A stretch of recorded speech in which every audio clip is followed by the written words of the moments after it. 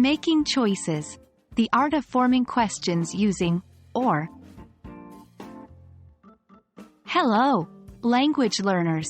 Today, we're diving into a really exciting part of English conversation, asking questions that offer choices.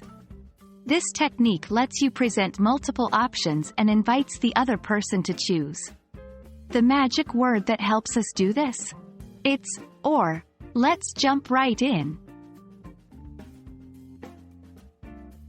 Choice questions are a type of question that present two or more options to the listener. The key word that we use to connect these options is or.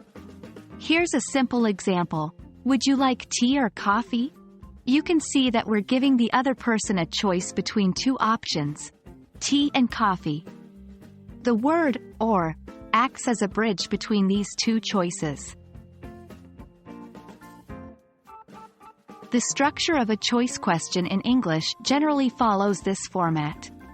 Question word plus auxiliary verb plus subject, plus choice 1 plus, or plus choice 2 plus.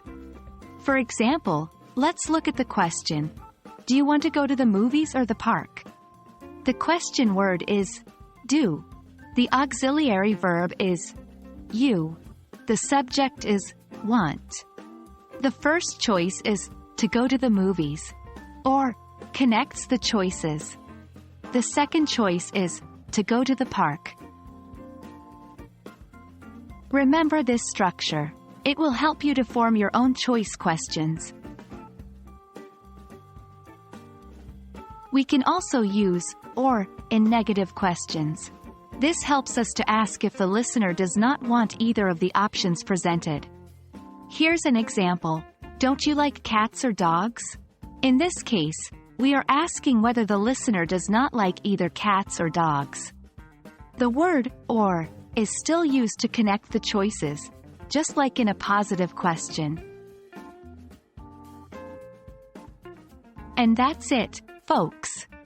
You now know how to use or to connect choices in English questions. Remember, practice makes perfect. Try forming some choice questions of your own and you'll soon get the hang of it. We hope this video has been helpful and we're excited to see you in our next lesson.